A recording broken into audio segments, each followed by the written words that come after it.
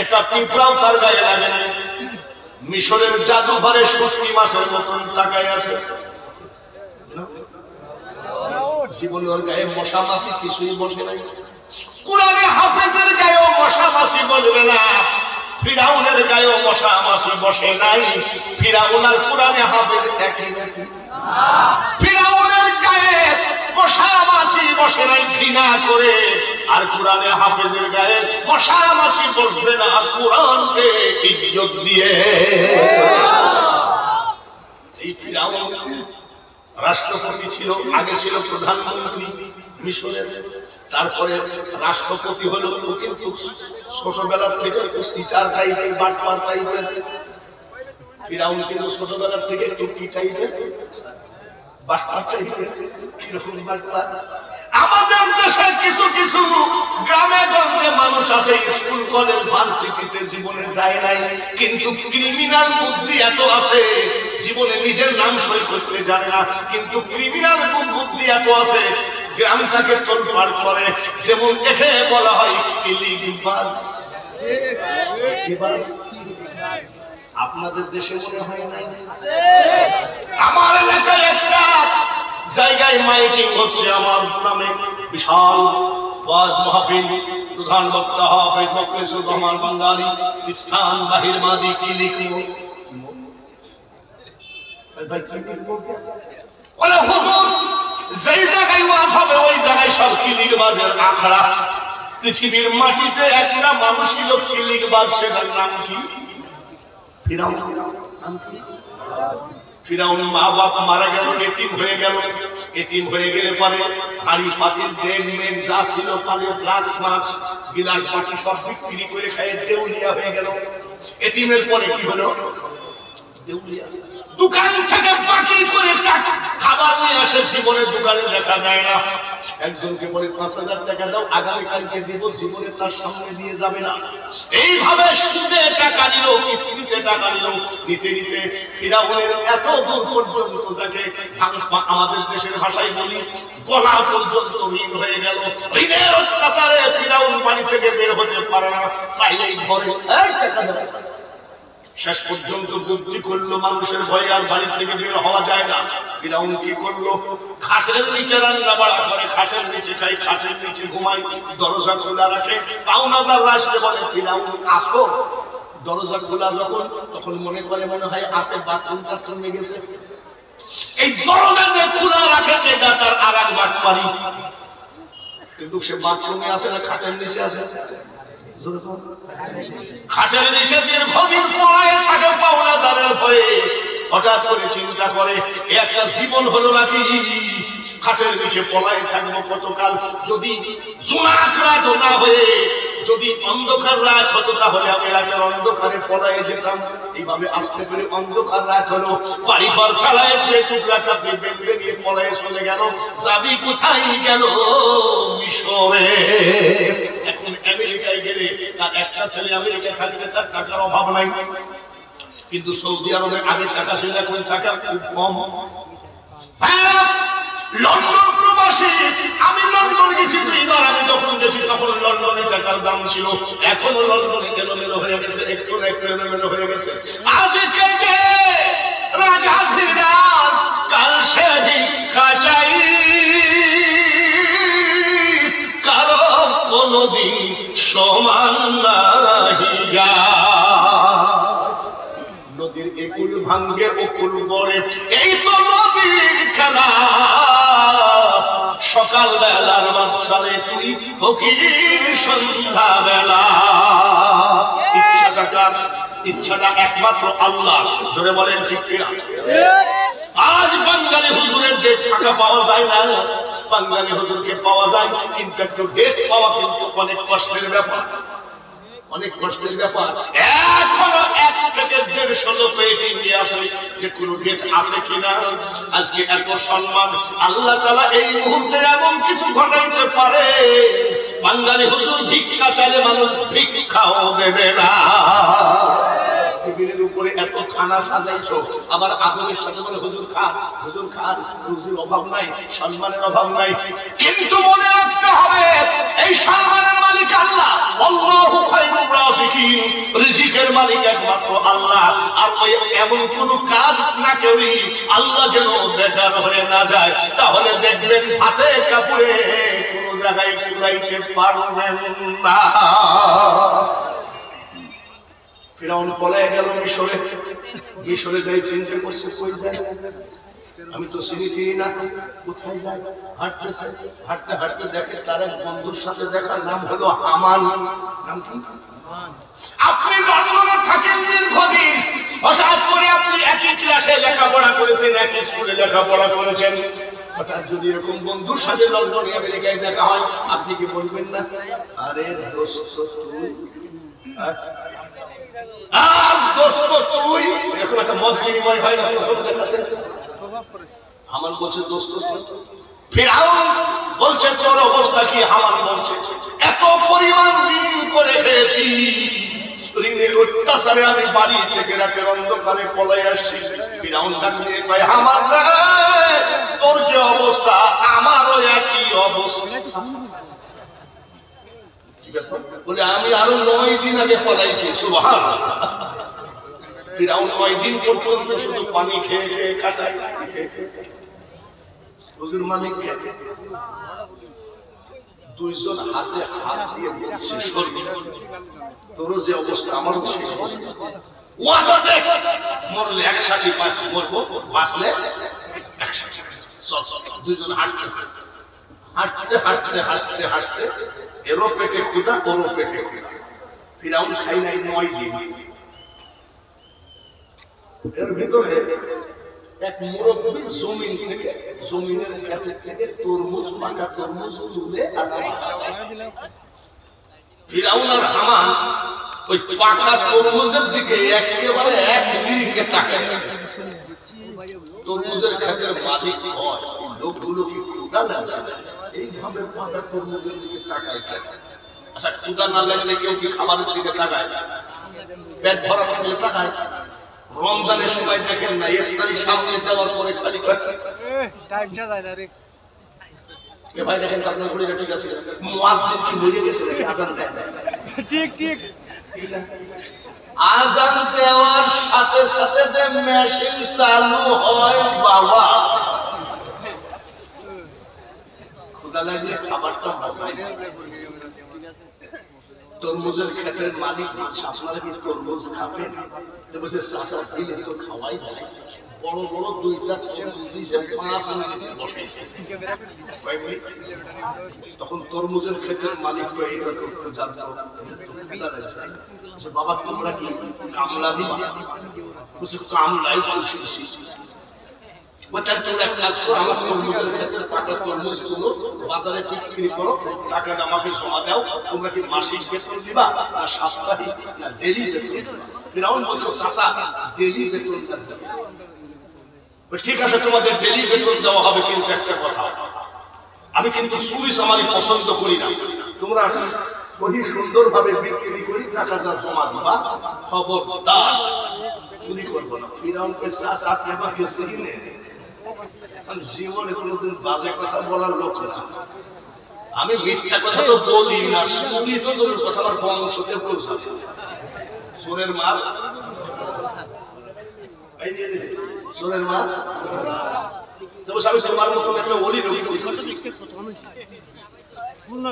তরমুজের খেতে চাকরি করে, ডেলি বেতন পাই, বেশ কিছু টাকা। হামান বলে ফিরআউন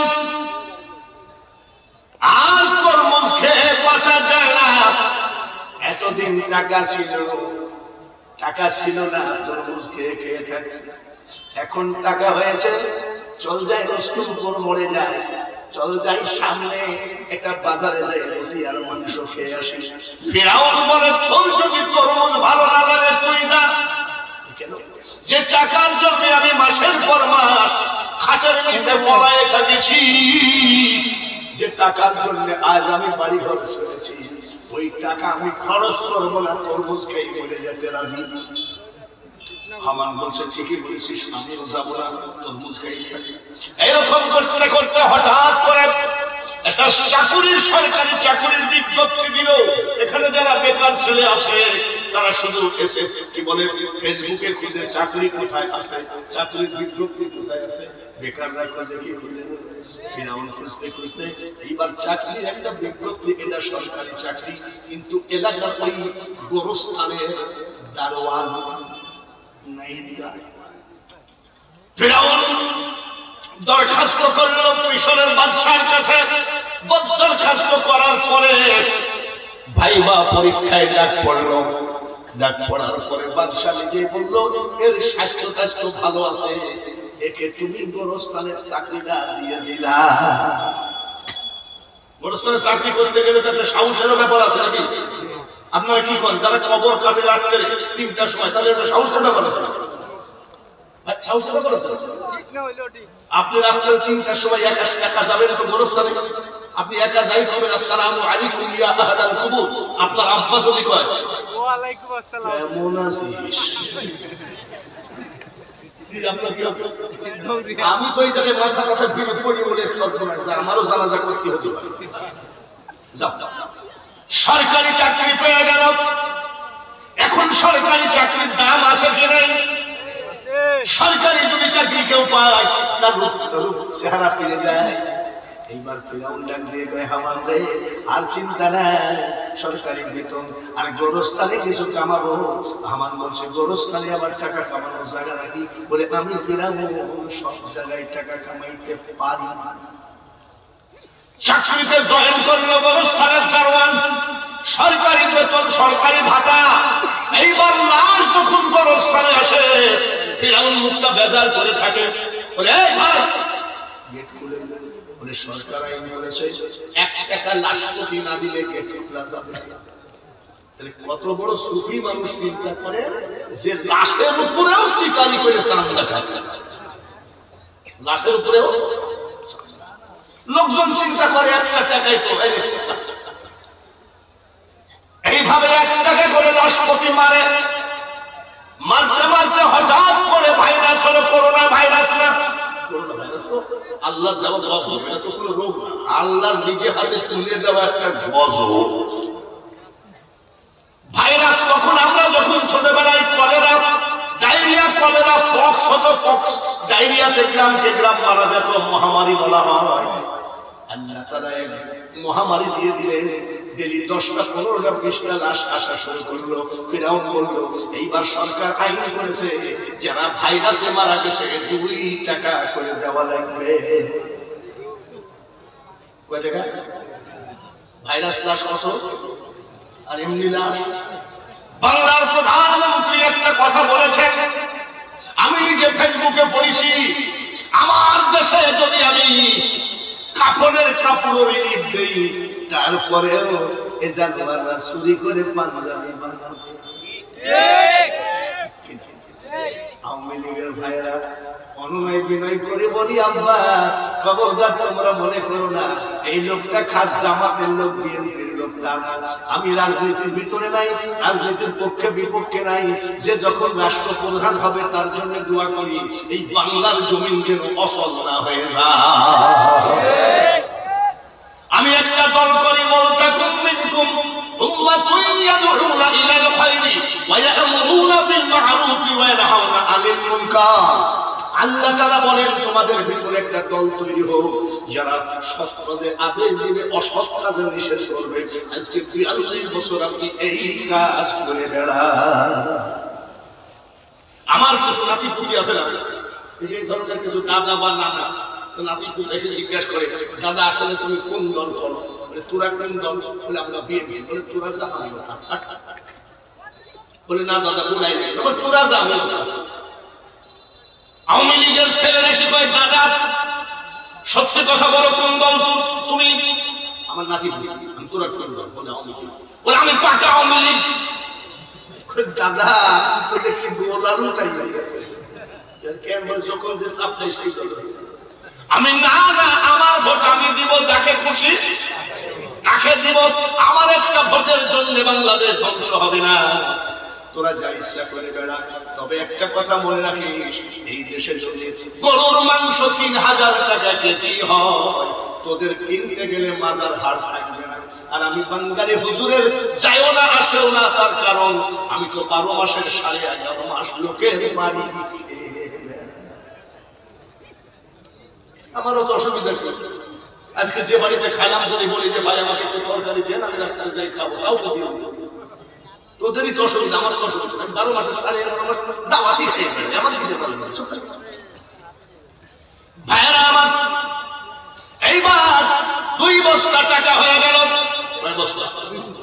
এখনকার ইয়াং জেনারেশন বুঝবে না। তোমার দাদাকে জিজ্ঞাসা করো, তোমার বাবাকে জিজ্ঞাসা করো, তোমার মাকে জিজ্ঞাসা করো, আগে খুচরা পয়সার লেনদেন বেশি ছিল। ঠিক ঠিক, খুচরা পয়সার লেনদেন বেশি ছিল। এখন খুচরা 5 টাকা কয়েন করে থাকে, কিন্তু টাকা লাভ নাই। আর 1 টাকা তো চলেই। 2 বস্তা টাকা হয়ে গেল। 2 বস্তা টাকা যখন হয়ে গেল, কাপড়ের টাকা, ভালো ভালো কাপড় পর্যন্ত চুরি করে বিক্রি করে টাকা ক্যাশ বানাইছে। এইবার ফিরাউন বলছে, হামান রে, যে টাকার জন্য আমরা বাড়ি থেকে অন্ধকার রাত্রে চোরের মতো পলায় আসছি, 1 বস্তা নিয়ে, আমি 1 বস্তা নিয়ে আরামে ঘুমাই, 2 বন্ধু 2 বস্তা টাকা নিয়ে ঘুমাই আছে। সকালবেলায় উঠে ফিরাউন কয়, এক কাজ কর, বলে চল যাই তো বাদশার সাথে দেখা করে আসি। হামান বলছে, বাদশা কি তোর সাথে দেখা করতে? বলে নাইট গার্ড। বলে নাইট গার্ড হলে কি হবে, আমি তো সরকারি কর্মচারী। বলে আমাকে একটু নিয়ে যাই ভাই, তোমারও ছেলে যদি বাদশার মুখটা আমি দেখতে পাই। হামান আর ফিরাউন বাদশার দরবারে গেল। বাদশা ডাক দিয়ে বলে, তুমি সেই আমার গোরস্থানের দারোয়ান না? কেন এসেছে? বলে জাহাপানা, টাকার অভাব নাই। বাদশা চিন্তা করছে কি লাইন কাটা, তার কাটা। বাদশার সামনে একটা গোরস্থানের দারোয়ান টাকার গল্প দিতে আসে। কত টাকা আছে? 2 বস্তা টাকা আছে। 2 বস্তা টাকা আছে, কোথা থেকে কিভাবে ম্যানেজ করছো? সরকারি বেতন 1 টাকাও খরচ করি না। প্রথম আমি যখন চাকরিতে জয়েন করেছি, তখন লাশ প্রতি 1 টাকা করে নিয়েছি। আর এই যে কিছুদিন আগে ভাইরাস গেল, এই ভাইরাস রোগীর পিছনে ভাইরাস লাশের পিছনে 2 টাকা করে নিয়েছি। আমার 2 বস্তা হয়েছে। বাদশা মুসকে হাসি দিয়ে কয়, তো বিশাল বেয়াদব যে গোরস্থানের লাশের উপরেও চামড়া তোলে। বল ঠিক আছে, তোমার এত টাকা আছে, কিন্তু তুমি আমাকে বলতে আসছো তোমার কারণটা কি? বলে জাহাপানা, আপনি হলেন এই মিশরের বাদশা, আপনার কাছে আমার মতন ফকিরকে টাকার গল্প দেওয়া ঠিক না। বলে দিলা কেন? দিচ্ছ কেন? দিচ্ছ কেন? বলে দিচ্ছি কেন জানেন? এই মিশরের মাটিতে অনেক গরিব মানুষ জমিনের খাজনা দিতে পারে না, বাড়ির ট্যাক্স দিতে পারে না। জমিনগুলো আস্তে আস্তে সরকারি হয়ে যাচ্ছে। এইসব গরিবদের সমস্ত জমিনের খাজনাগুলো, ট্যাক্সগুলো আমি দিয়ে দিতে চাই। বাদশা কয়, চোরের আবার ইমানও তো আছে। ঢোল পিটায় দিল। এখন তো মাইকিং, এখন আর মাইকিং লাগে না, ফেসবুকে পোস্টারটা দিলেই প্রচার হয়ে যায়। আর তখন মাইকের ব্যবস্থা ছিল না, ফেসবুক এসব ছিল না। চারিদিকে ঢোল পিটায় দিল। বলে বিশেষ ঢোল? বলে আপনাদের যারা জমিনের খাজনা দিতে পারেন নাই, জমিনের ট্যাক্স দিতে পারেন নাই, আপনারা এক কাজ করেন, আপনারা চলে যান। ফিরাউন আপনাদের সমস্ত জমিনের ট্যাক্স আর খাজনা দিয়ে দিলে গরিব এই সুযোগ পাইলে যাবে কি যাবে না? গরিব এই সুযোগ পাইলে কি যাবে? আপনারা কি বলেন? মসজিদের পাশে বাড়ি নামাজ পড়ে না। আমি ভাই, আপনি নামাজ পড়েন না কেন? বলে হুজুর হাঁটুর গিরি ফাটা। হাঁটুর গিরি ফাটা, যার জন্য নামাজে যায় না। এমপি সাহেব যদি বলে ফজরের নামাজের 1 ঘন্টা আগে ওই যমুনা ব্রিজের, যমুনা বা মেঘনা নদীর কিনারে যায় দাঁড়াইলে 2 বস্তা 50 কেজি ওজনের চাউল ফিরি পাবা। দেখবেন ওই গিরি ফাটা সবার আগে যায় দাঁড়াবে, কিন্তু মসজিদে যাবে না। মনে রাখো মুসলমান, মা খালাকুল জিন্না ওয়াল ইনসা ইল্লা লিয়াবুদুন, আদখুলি ফি ইবাদি ওয়াদখুলি জান্নাতি, চার দোকানে বসে আড্ডা মারলে জান্নাত পাওয়া যায় না, নাজায়েজ পাক রাস্তায় থাকলে জান্নাত পাওয়া যায় না।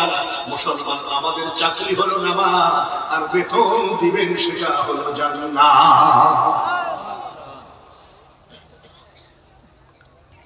সব গরিব হাজির, দলিল জমিনের কাগজপত্র নিয়ে হাজির, 2 বস্তা টাকা খরচ করে সব দিয়ে দিল গরিবদের খাজনা, বস্তায় টাকা নিয়ে। আমার বলছে রে একটা কথা বলো কি, তোর সাথে আমি আর থাকবো না, তোর কিছু কথাবার্তা কার্যক্রম দেখলে আমার ভালো লাগে। যে টাকার জন্য আমাদের রাতের অন্ধকারে পড়াইতে হয়েছে, সেই টাকা তুই গরিবের খাজনা দেওয়া, গরিবের ভিতরে তো বলে তুই দেরি করে যা না, বলে আর কয়েকদিন থাক, আমি টাকা দিয়ে টাকা ধরবো, টাকা দিয়ে আমার বলছে তোর বস্তায় তো টাকাই নাই, টাকা দিয়ে টাকা ধরবি কি করে? বলে আর কয়েকদিন ধৈর্য ধর, দেখবি এই টাকা দিয়ে আমি টাকা ধরবো। ধৈর্য ধরতে ধরতে আবার ওইভাবে কাফনের লাশ প্রতি টাকা নিতে নিতে আবার নেওয়া শুরু করলো। হঠাৎ করে বার্ধক্য জনিত কারণে মানে বৃদ্ধ হয়ে গেছে, ওই দেশের প্রধানমন্ত্রী মারা গেল, রাষ্ট্রপতি নির্বাচন দিয়ে দিল, প্রধানমন্ত্রীর নির্বাচনে ফিরাউন একেবারে প্রধানমন্ত্রী পদে মাল কামিয়ে দাঁড়িয়ে গেল। হামান বলতেছে এই পাগল, তুই কি মেম্বারে ভোট করলে পাস করবি প্রধানমন্ত্রী নির্বাচন? আমি পাস। তুই কি একটা পাগল? বলে দেখবি আমি পাস। এইবার ফিরাউন নির্বাচনে মার্কা নিয়ে বসে আছে, ভোট চাইতে যায় না। হামান জিজ্ঞাসা করে বন্ধুরে ঠিক আছে তুই নাই পাস বলেই বসে আছি, ভোট চাইতে গেলি না? বলে ভোট চাইতে যদি যাব তাহলে 2 বস্তা টাকা খরচ করে গরিবদের খাজনাগুলো দিয়ে দিলাম কেন? বলে কি ব্যাপার? গ্রামে গ্রামে গ্রামে গঞ্জে ঘুরে দেয় এই গরিবরাই আমার ভোট চেয়ে বেড়ায়। হামান একটা মোড়ে বসে আছে, যে বলছে খবরদার ফিরাউনকে ভোট দিবা, তার কারণ ফিরাউন না থাকলে আমাদের জমিনের খাজনা সব এলোমেলো হয়ে যেত, গরিবরা ভোট চাই বেড়াচ্ছে। এই নেতা ভাইরা আওয়ামী লীগ হন, যে দলেরই হন না কেন, গরিবের একটা তরিকা আছে, গরিবের একটা আইন আছে, গরিবের একটা ধর্ম আছে। কোন নেতা যদি গরিবের জন্য এতটুকু কিছু উপকার করো, সেই দেশের গরিবরা জীবন দিলে কিন্তু নেতাকে অপমান হতে দিবে না। নির্বাচনে প্রচুর ভোটে পাশ করে ফিরাউন প্রধানমন্ত্রী হয়ে গেল। আজকে যে রাজা ধীরাজ, আজকে যে রাজা ধীরাজ, কাল সে ভিক্ষা চাই, কারো কোনদিন সম্মান নাই যায়। সম্মানের মালিককে, এই গলা দিয়ে বাজ করতেছি, গলার মালিককে, চেয়ারের মালিককে, মাইকের মালিককে, ঘুরি ফিরে দেখবেন সব হলো আল্লাহ। বাংলাদেশে রাস্তা দিয়ে যদি একটা হিজড়া যায়, হিজড়াকে আমরা অনেকে টিটকারি মানি, অনেকে থুতু দিয়ে গালাগালি করি, কিন্তু জানেন বাংলাদেশে একজন হিজড়া চেয়ারম্যান হয়ে গেছে। শুনছেন?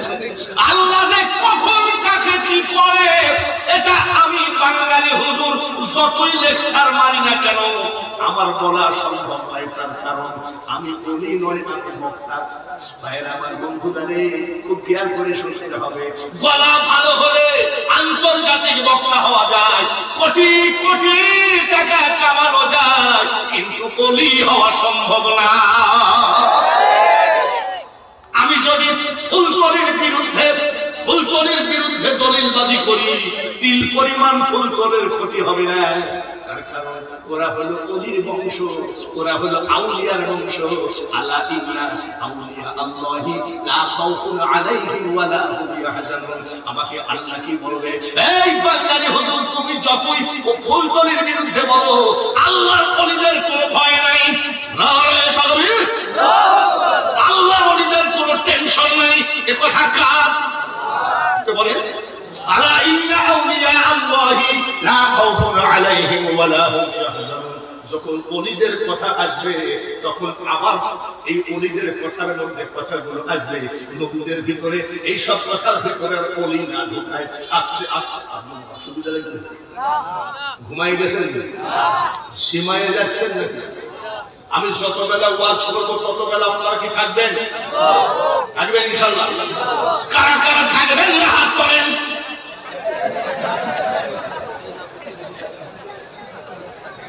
আরে বুঝতে পারেন হাসেন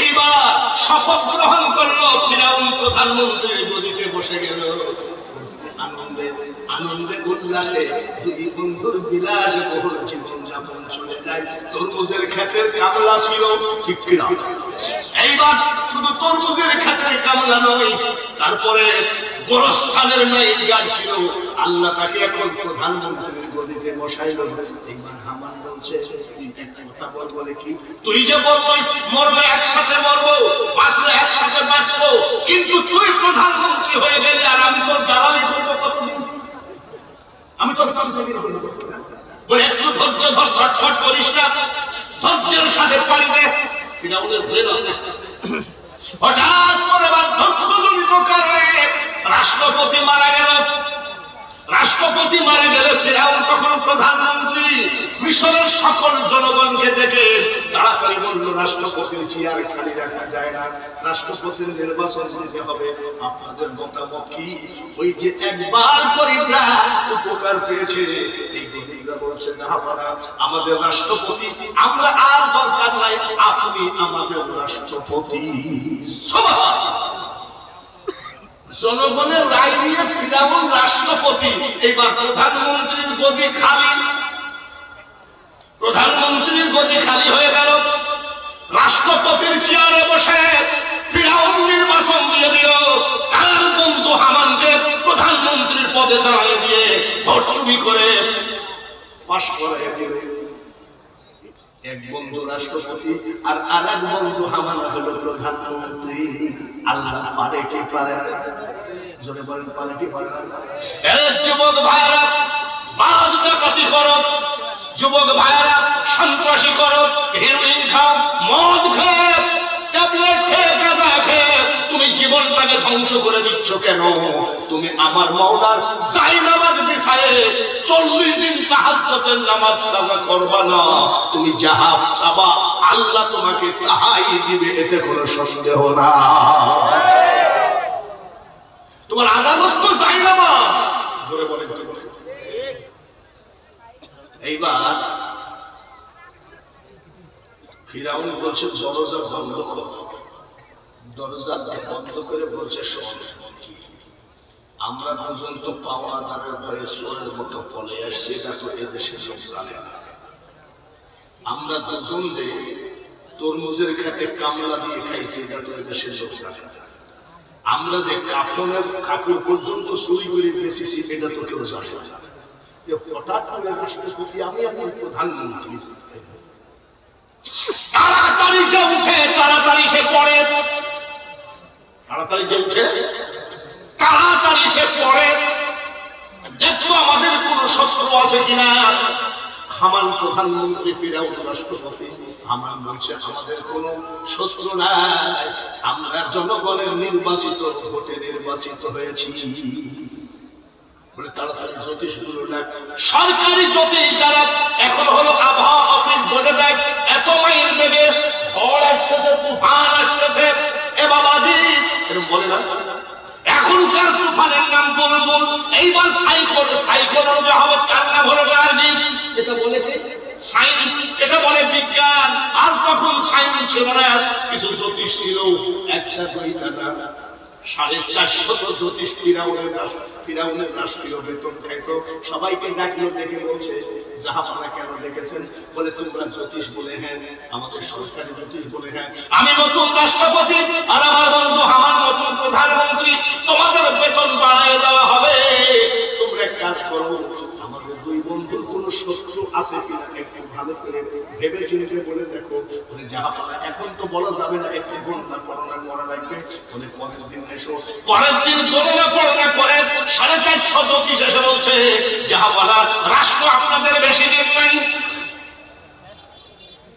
আপনাদের দুই ভাইয়ের দুই বন্ধুর মরণ, দুই বন্ধুর মরণ।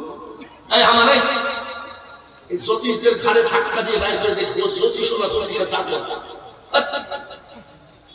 আমাদের রাজত্ব তো বাপের রাজত্ব, আমার বছর চুপ থাকে, ওরা কিন্তু অনেক কিছু বলতে পারে। বলে কি ব্যাপার? বলে যে আপনারা কিছু মনে করবেন না, আপনাদের রাজত্ব বেশি দিন নাই, জীবনও বেশি দিন নাই। বলে কেন?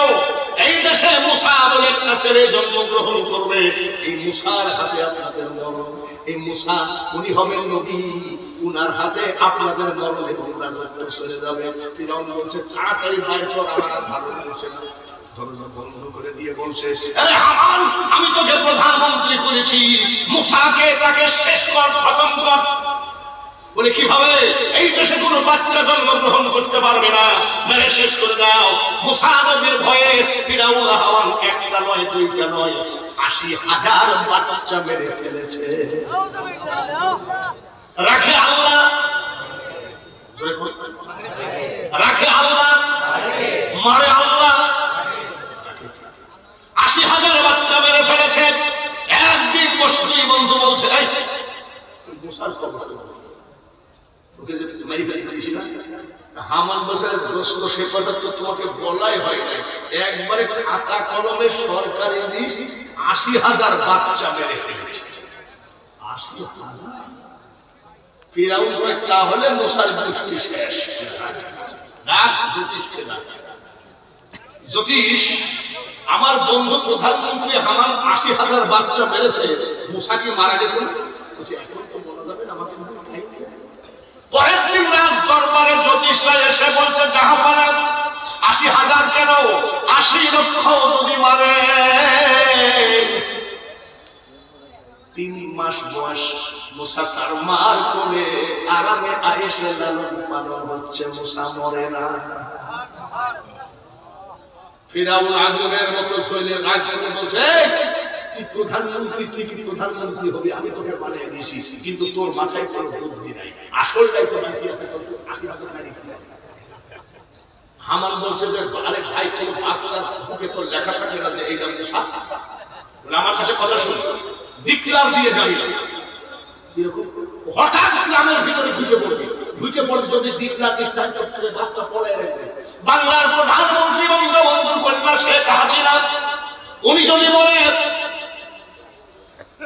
টেলিভিশনে, যদি বলে হলিমপুর কাল বেলা 10টার সময় সেনাবাহিনীর এক মিডিয়া সব যাবে, কাল বেলা 10টার সময় সন্ত্রাস দমন হবে হলিমপুরে, এটা যদি টেলিভিশনে বলে, সন্ত্রাস যারা করে তারা একটা বাড়িতে থাকবে না, সব শ্বশুর বাড়ি। ফিরআউন বসে তুমি ডিক্লার দিলে হবে, হঠাৎ বাড়ির ভিতর দিকে বলবে। হামান কয়েক বসে বলে বুদ্ধি না থাকলেই কি এই কাপড়ের কাপড় চুরি করতে করতে আমি প্রধানমন্ত্রী রাষ্ট্রপতি বুঝিস না? বলে কালকে দেখবি মুসাকে ক্যাম্পে সাইজ করতে হয়। 10 জন পুলিশ নিয়ে প্রধানমন্ত্রী রওনা দিল নীল দরিয়ার মাঝখান দিয়ে। মুসা নবীর বাড়ির দিকে যাচ্ছে। মুসা নবীর একটা মাত্র বোন, যার নাম হলো মরিয়াম, নীল দরিয়ার কিনারে ছাগল চড়াচ্ছে। প্রধানমন্ত্রী হামানকে আর পুলিশকে দেখে ছাগল ফেলে দিয়ে বাড়ি গিয়ে বলছে, মা আপনি আমার ভাইকে বাঁচান, আমার ভাইকে আর ভাই বাঁচানো গেল না। মাগো আমার ভাই যদি মারা যায় আমি সবার আগে মারা যাবো। ভাই আমার জান, ভাই আমার প্রাণ, ভাই আমার আত্মা। বলে কি ব্যাপার? বলে এখনই পুলিশ এসে আমাদের ভাই মুসাকে মেরে ফেলবে। এই কথা বলার পরে মা একবার এই ঘরে একবার এই ঘরে বাচ্চা নিয়ে এটা পাগল করা হয়ে গেছে। আমার আল্লাহ বলে নারায়ণ তাকবীর। আরে বাবারে, এই বয়সে যদি এত তেজ হয় তোমাদের তেজ বেশি কোথায়? নারায়ণ তাকবীর, আল্লাহু আকবার, নারায়ণ সালাত, ইয়া রাসূলুল্লাহ। নবী আছেন যেখানে আমরা সেখানে, মিলাদ কিয়াম যেখানে আমরা সেখানে, দুরূদ শরীফ যেখানে আমরা সেখানে, নবী নাই যেখানে আমরা নাই সেখানে। কথা পরে হবে। আমাদের বাংলাদেশে একটা বক্তা কি কইছে জানেন? বলছে মুহাম্মদের মা বাপ দুজন ওনার বাড়ি আবার সাফাই নবাবগঞ্জের দিকে। আর এক বক্তা বলতেছে কলেমার ভিতরে মুহাম্মদের নাম রাখা বেদাত। দাঁড়ান, সেসব কথা তো তুলি নাই। আর এক বক্তা বলতেছে মা করতে যাতে বুড়া মানুষ 40 বছরে তালাক খাওয়াইনি না। শুনছেন? ওই বক্তা বলতেছে হযরত আলী মদ খেয়ে নামাজে সূরা ভুল করেছিল। ইউটিউব খুলেন যদি না থাকে, হলিমপুর কলেজ মাঠে আমাকে কালকে সবার সামনে আদালতে দলিল দিয়ে বিচার করে। এসব কি শুনছি রে? মুনাজাত নাই, আদুয়া ওয়া কুল ইবাদ, উদউনি আস্তাজিব লাকুম। মুনাজাত নাই, মিলাদ নাই, দুরূদ নাই, কিয়াম নাই, শবে বরাত নাই। এসব আপনাদের দেশে তো নাই বাবা। আমাদের দেশে এক মওলানা কয় মুহাম্মদ ওটা আমি ওটা। আমি হ্যাঁ, তোর বাপের ভাই না হতো না, তোর খালু হয়। সব কথা বলতে গেলে অসুবিধা নয়, হাতে টাইম আছে। তাহির সাহেব আসা পর্যন্ত তো আছে, ঠিক কিনা? রাজি আছেন তো? ইনশাআল্লাহ একটুখানি দয়ার লোকের উপরে সবাই জবানটা দিয়ে মদিনাওয়ালার সাথে প্রেম লাগাইয়ে দেন। দয়ার নবী, নূরের নবী গো, তুমি নবী আমার জীবনের জীবন। সবাই নবী আমার নবী গো, তুমি নবী আমার জীবনের। যে বেয়াদব বলেছে মা খদিজাতুল কুবরা 2 বার খাবার খাওয়ায় না, আর মা খদিজাতুল কুবরা কে হলো? দেখে নবীর মুজিজা ভাগ্যবতী মা খদিজা। মারহাবা। জীবন যৌবন করিলে অর্পণ। দয়ার নবী, নূরের নবী গো, তুমি নবী আমার আপনের আপন। একটু জবান ছেড়ে দিয়ে পড়ি আল্লাহুম্মা, জোরে জোরে সাল্লি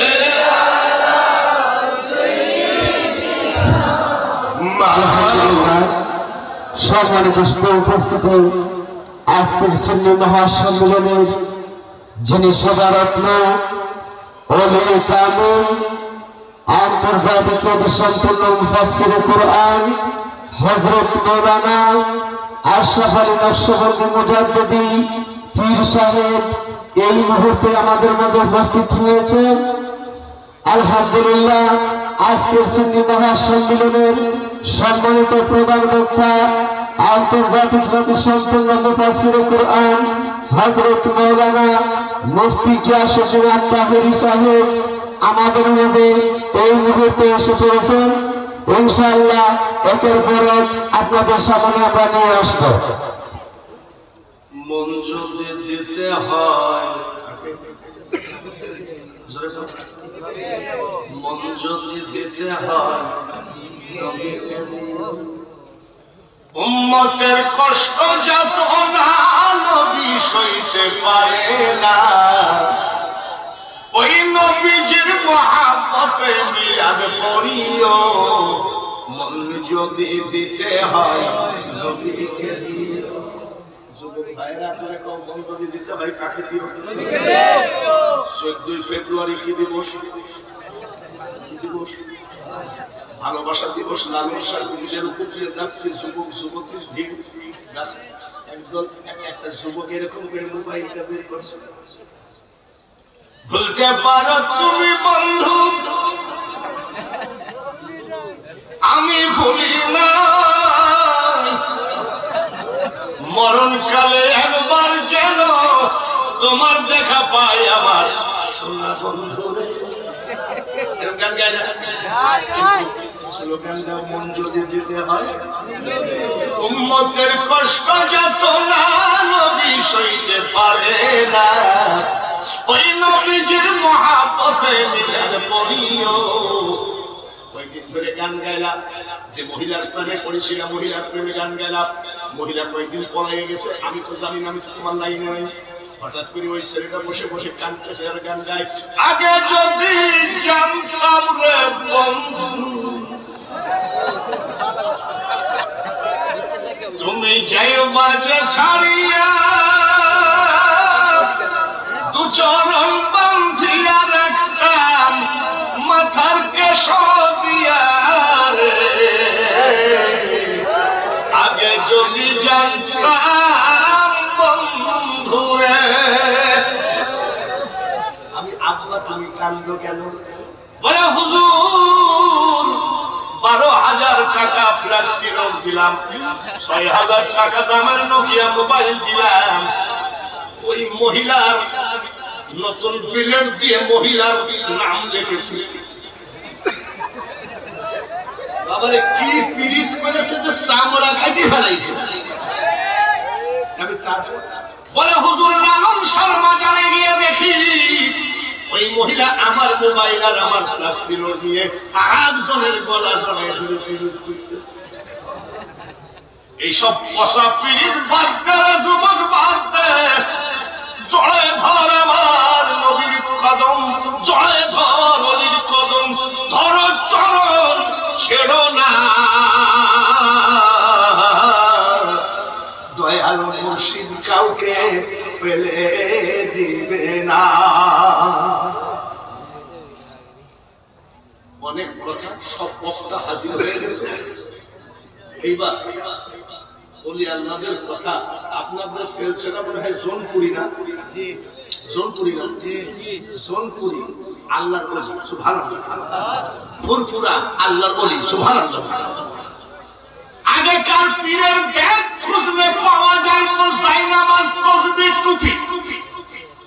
আর কুষ্টিয়ায় কিছু পীর দেখা যায় তাদের ব্যাগ খুললে পাওয়া যায় নারকেলের শুকনা। কি পাওয়া যায়? আর এত বড় কি জানি একটা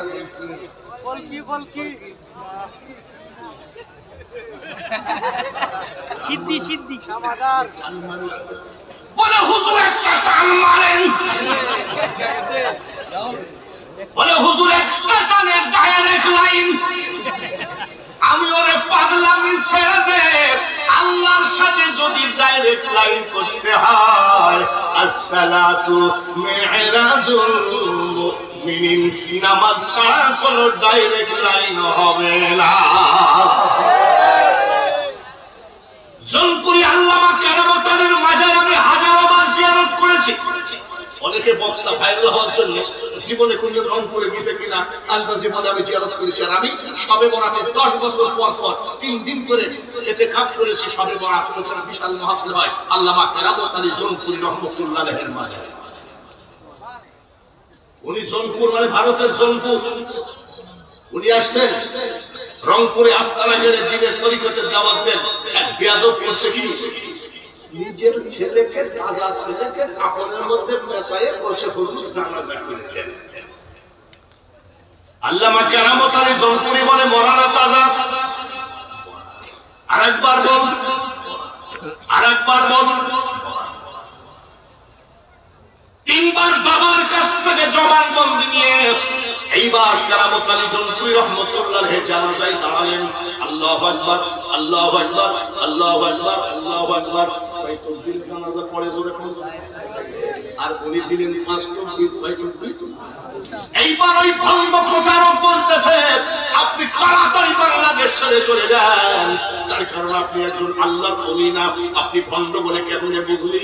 বলে সর্বপ্রথম আমার ছেলে তো মরে নাই, ওটা হলো তাজা ছেলে। তারপরে আপনি বলে জানাজার নামাজই জানেন না, আপনি 5 তাকবীরে জানাজা দিলেন, কেমন ভণ্ড পীর আপনি। আল্লামা কেরামত আলী জোনপুরি রহমতুল্লাহ আলাইহি বলছে আব্বা শোন একটা কথা, তোর ছেলে তুই 3 বার জবানবন্দি দিয়েছিস, ছেলে মারা গেছে কিন্তু ছেলে জীবিত। বলে হ্যাঁ, প্রথম তাকবীরে তোর জীবিত ছেলেকে আমি কেরামত আলী মেরে ফেলেছি, আর 4 তাকবীরে ওই মরা ছেলের জানাজা করেছি। ছেলেকে কবর দেওয়া হলো, কবর দিয়ে ওই বেয়াদবরা আবার যাই থানায় কেস করেছে, কেরামত আলী আমাদের ছেলেটাকে মেরে ফেলেছে। পুলিশে সেখানে চাপ লাগে। আমি এমন সময় বলছি কি ব্যাপার? বলে আপনি মানুষ মেরে ফেলেছেন। আল্লামা কেরামত আলী জোনপুরি রহমতুল্লাহ আলাইহি বলতেন পুলিশ খবরদার আমার গায়ে হ্যান্ডকাপ লাগাইও না, আমি মানুষ মারি নাই, আমি শুয়োর মেরেছি। 20 মিনিট লাগে না, খবর খুলে দেখে বিশাল একটা শুয়োর পড়ে আছে। এইটা হলো মাওলানা কেরামত আলী। এইবার রংপুরের মাটিতে ওনার স্বামী স্ত্রী দুইজন মসজিদের ভিতরে ঘুমাই আছেন। যার জন্য বলি যে দেশেতে ঘুমাই কত আউলিয়া দরবেশ, সে যে আমার জন্মভূমি সোনার বাংলাদেশ। সিলেটেতে আসলেন রে ভাই শাহজালাল আউলিয়া, ইসলাম প্রচার করতে আনলেন শাহপরানকে নিয়ে। কত জাতি হলো মুসলিম সইনা উপদেশ, সে যে আমার জন্মভূমি সোনার বাংলাদেশ। ফেরিতে মুসলিম কারা হাত করেন তো, জীবনে ফেরিতে মুসলিম কারা একটু হাত করেন। বাবাজি এখনো কুষ্টিয়ায় গেলে দৌলতদিয়া ফেরি আছে, আলম ফেরি, ফেরির উপরে আমি নাম লেখা দেখেছি কেরামত আলী, ফেরির উপরে নাম লেখা বাইতুল মুস্তামি, ফেরির উপরে নাম লেখা শাহজালাল শাহপরান, ফেরির উপরে নাম আমার মতো মোল্লার নাম লেখা না। আমাকে খানিজিয়া কিভাবে জিজ্ঞাসা করছে এই ফেরিগুলোর উপরে বাইতুল মুস্তামির নাম কেন, শাহজালালের নাম কেন, শাহপরানের নাম কেন? আমি তাহলে শোনো, মুর্শিদ তোমার নাম স্মরণে সৈনাতারে কাল সমনে, রনে বনে জলে গনে ভয় থাকে না তার। তোমার পাক নামে ভরসা করি দিয়াছি সাঁতার, তুমি পার করো ডুবাই আমারও মহিমা তোমার। যার পীর যার মুর্শিদ আছে তার নৌকা জীবনে ডুববে না। ওলি আল্লাহদের উপরে যার অগাধ বিশ্বাস আছে জীবনে তার অসুবিধায় পড়বে না। এই বাংলাদেশে একটা ভাইরাল হয়ে গেল, এক লাফি কি বলছে জানেন, মাজার গুলো ভেঙে দাও, ঘুরিয়ে দাও। কয়েকদিন পরে তার নিজের মাজার হাড়ি ঘুরাই গেল। এইবার বাবাজি আর একটা বক্তা নাকি জানি না বলতেছে, আমি যদি কোনোদিন ক্ষমতায় যাই শাহজালালের মাজারটাকে লাঠি মেরে ভেঙে দিব। বেশি দিন যায় নাই, 1.5 বছর হয় নাই, পায়ে পাথর ধরেছে, সিঙ্গাপুরে যেয়ে পা কেটেছে, কিন্তু বাঁচতে পারলো না। পা কাটা অবস্থায় ওই বেঈমান ওলিদের শত্রু, দুরুদের শত্রু, মিলাদের শত্রু, কিরামের শত্রু, শবে বরাতের শত্রু, কারবালার শত্রু ওই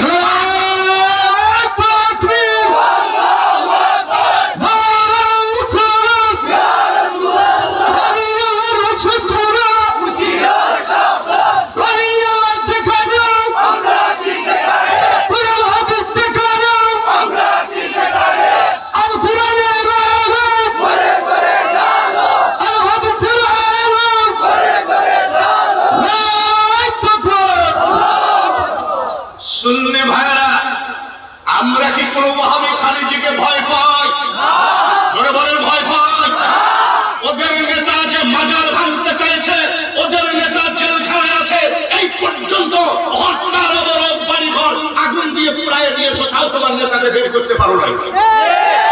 আলাউদ্দিন জিহাদি আমাদের মিলাদের পক্ষে, আমাদের কিয়ামের পক্ষে, আমাদের সুহাদায়ে কারবালার পক্ষে। আলাউদ্দিন জিহাদি মুরিদ হোক সে 8 রশিদ না হয় 12 রশিদ, সেটা দরকার নাই। সুন্নি হল আছে কি নাই? এই ফুলতলি পর্যন্ত শুরু করে বাংলা প্রত্যেকটা সুন্নি বাঘের মতন গর্জন করে 1 সপ্তাহের ভিতরে তারা জেল থেকে বের করেছি। আমি আপনাদের কাছে অনুরোধ করি, পীর জানজা, সিলসিলা জানজা, মাসলুক জানজা, কিন্তু সুন্নিয়ত সভা। যদি এইভাবে আমরা সবাই এক জায়গায় হয়ে লড়াই না করি, এই বেঈমানের বাচ্চারা বাংলার অলিদেরকে অসম্মান করবে, বাচ্চারা দুরূদ কিয়াম উঠায় দেবে। আপনারা কি চান দুরূদ কিয়াম উঠে যান? আপনারা কি চান 360 আউলিয়া যে গোবিন্দর অত্যাচারে মুসলমানি দেওয়া যায় নাই, যে গোবিন্দর অত্যাচারে গরু জবাই করা যায় নাই, সেই গোবিন্দকে ধ্বংস করে আজকে সে জায়গায় মসজিদ মাদ্রাসা তুলেছে, সেই মাদ্রাসার উস্তাদ কি আর বলবো? আমরা জিয়ারতে যাই, আলোচনা টিটকারি বলে। কুষ্টিয়ার একজন বিখ্যাত চিত্রনায়ক ওই আমলে বাবা শাহজালালের মাজারে জুতা পায়ে দিয়ে উঠেছিল। খাদেমরা বলেছিল জুতা খুলে আসেন। চিত্রনায়ক রাগ ফুটানির জ্বালায় বলেছিল আগে বললাম না জুতা কেন পা রেখে আসলাম।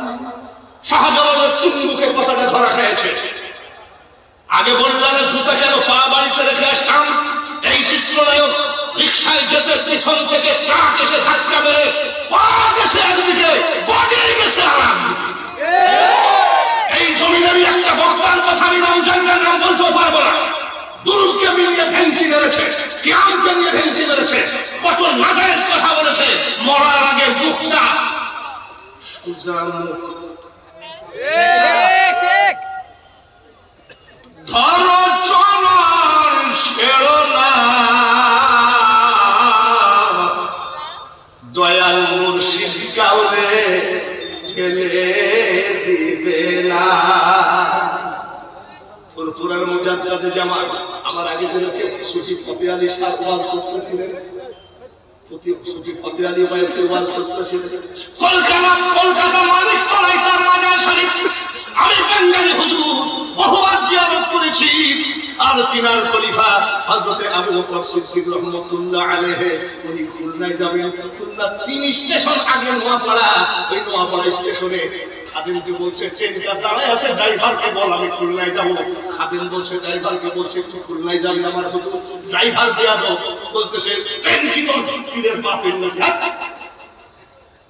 ফুরফুরার আবু বকর সিদ্দিক রাহমাতুল্লাহ আলাইহি নামাজ পড়তে আছে, পৃষ্ঠা নাই না, পৃষ্ঠা বন্ধ হয়ে গেছে। রেলওয়ের বড় বড় ইঞ্জিনিয়ার এসে কল কবসা সব ঠিক আছে, মেশিন পত্র ঠিক আছে, কিন্তু মাল কি লাই না, পৃষ্ঠা নাই। ব্যাপার কি? ড্রাইভার বলছে ওই মুরব্বির সাথে আমি একটু বিয়াদবি করেছিলাম, চল যাই।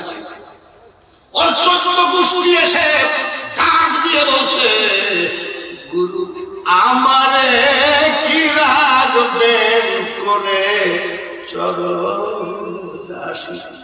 পীর মারোনা সাইকলন যখন শুরু হয় তখন তোমার সবাই বলে শাহজালালের বাংলাদেশ, শাহ মখদুমের বাংলাদেশ, রহম করো আল্লাহ।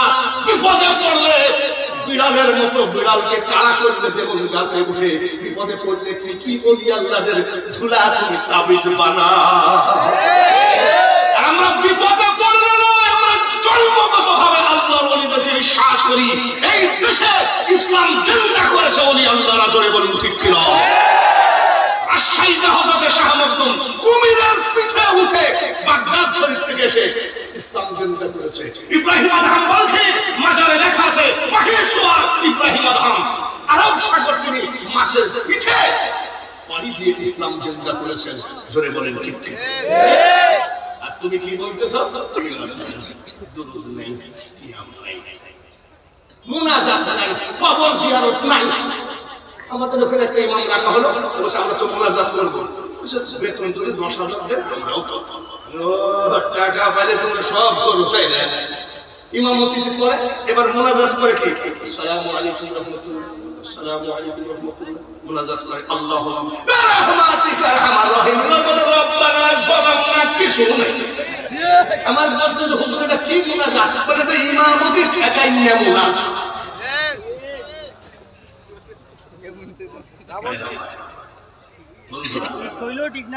হুজুর আপনি কি খুলনায় যাবেন না? ফুরফুরা বিশ্বাস করছে বাবা আমার যাওয়ার। হুজুর আপনি যদি আজকে খুলনায় না যান, ট্রেনে যদি না ওঠেন, কিয়ামত পর্যন্ত হুজুর গো এই ট্রেন আর স্টার্ট নেবে না। ফুলতলি বিশ্বাসকে বেইজ্জতি করেছিল। বিশ্বনাথ থানার ভিতরে কোন একটা জায়গায় অনেক আগের কথা আপনারা জানেন না, বেইজ্জতি যারা করেছিল এই খালিজির বাচ্চাদের ছেলে মেয়ে সব পাগল হয়ে গেছে। খবরদার সব জায়গায় হাত দিও, ওলি আল্লাহর ইজ্জতের উপরে হাত দিও না। হিসাব নিকাশ করে দেখবা কবরে যাওয়ার আগে তোমার আমলনামা ছাপা সাফ করে কোনায় ধরে নিয়ে চলে গেছো। আমি লন্ডনে যাচ্ছি ওয়াজ করতে, পাশে একটা লোক বসে বসে চাচা কই যাবেন? বলে লন্ডনে। কেন? বলে ওয়াজ আছে, বলে যাই না। বলে আপনাকে অ্যারেস্ট আমি কি চুরি করতে যাচ্ছি নাকি আমাকে অ্যারেস্ট করবে? বলে চাচা যে আপনার চেহারার মধ্যে লাদেনের মিল আছে। চিন্তা করতে পারি আমার চেহারার মধ্যে বলে লাদেনের মিল আছে। এখন আমি লাইফ থেকে লাভ দিব নাকি লাভ দিতে দিবে নাকি? ইমিগ্রেশনের পাসপোর্ট জমা দিলাম, এক লোক দেখি তেল পড়া মারতেছে, বলে কবিরাজ তেল পড়া দিয়েছে, এটা মাঠলে কি হবে? কি বলে ইমিগ্রেশন পাসপোর্ট আটকা। আর একজন আবার দেখি ভাই কোন দোয়া করতেছেন, বলি ইয়া হাল্লাল আল মুশকিলাত, ইয়া হাল্লাল আল মুশকিলাত। আমি কি ইয়া হাল্লাল আল মুশকিলাত তো করছি না, আবার তেল পড়াও নাই, আমি এখন কি করব? পাসপোর্ট জমা দেওয়ার সময় আমি বললাম আমার মুর্শিদ ধনের চরণ ধুলা যে করেছে শিরে ধার, কোটি কোটি শত্রু ধরে কি করিতে পারে তা। আমি অনুনয় বিনয় করি রে ছেলেরা, 42 বছর ওয়াজের বয়স, 77 বছর আমার জন্মগত বয়স। এই বয়সে কত দেখেছি যারা ধ্বংস হয়ে চলে গেছে, তারাই নবী অলির সাথে বেয়াদবি করে মরে গেছে। আমাদের কুষ্টিয়ার বাঙালি হুজুর নামে আমি আর আরেকটা বক্তা আছে অল্প বয়স, সে বলতেছে তামাম কুরআন শরীফ পড়ে দেখেছি নবীকে মহব্বত করতে হবে এমন কোন আয়াত আমি পাইনি। আর আমরা বলছি মানুষ বানাইছে আল্লাহ প্রেমের কারণে, প্রেমের ডুরি বাঁধো নবীজির রসনে। কুলিল কুনতুম তুহিব্বুনাল্লাহ, প্রেমের ওয়াজ আছে কি না? আছে। উনি আবার কি বলছে জানেন? অল্প বয়সী একটা বক্তা কুষ্টিয়ায় আসেন, হয়তো বা আপনারা নাম জানলেও জানতে পারেন। আমাকে বলছে বাঙালি হুজুর কোন বক্তায় না। আর আমি বলেছিলাম আমি যখন বক্তা হয়েছি তোমার মার বিয়েও হয় না। এই বক্তাটা আবু লাহাবকে আওলাদে রাসূল বলে ঘোষণা করেছে কয়েকদিন পরে বক্তা এখন দিন থেরাপি চলতেছে, ওই লাল দালানের মধ্যে বেড রেস্টে আছে। খবরদার সব জায়গায় হাত দিও। এই বাংলার কাছে দেখেন তো আমার এই বয়সে কি এত সরে চিল্লানো যায়? কি চিল্লাচ্ছি কি জন্য জানে? আমি তো শাহজালালের ধুলা মারছি। আমি এখানে আসছি তো মোরার বল 120 জন আউলিয়া শুয়ে আছে, হযরত নাসিরউদ্দিন সিফাউসালা বলে তোমার জমিতে আসছি, আমার কোনো পুঁজি পাট্টা নাই, তোমরা যদি একটু নজর করো তাহলেই পুঁজি পাট্টা। আমরা মাজার জিয়ারত করি আর কথা ঠিক হয়। এই আরিজির কথা, এই ওয়াহাবির কথা, পবিত্র কথা শুনুন। আরে আমি কাবা নবীজির রওজা পাকের সামনে দাঁড়িয়ে কাঁদতেছি, এভাবে একটু হাবি মুনাজাত করতেছে আমার পাশে আল্লাহ আল্লাহ আমার নবীকে তুমি দুজকে দিও না। এই কি মুনাজাত করছিস? আল্লাহ তুমি আমার নবীকে দুজকে দিও না। ওয়াহাবিদের দুজকারে জান্নাত দিয়ে বসো। আর আমরা নবী রাসূল বলেছেন তোমায় দেখে একবার আমি মনে হয় বক্তার হায়াত শেষ। নারায়ে তাকবীর।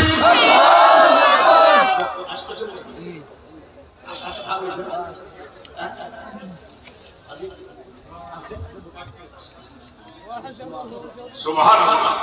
আলহাজ শেখ মোহাম্মদ আশরাফ আলী নকশবন্দি ওয়া মুজাদ্দিদি, দেখো আল্লাহর ওলি আছে কি নাই?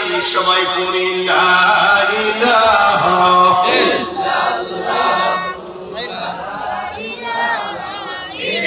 ইল্লাল্লাহু মুহাম্মাদুর রাসূল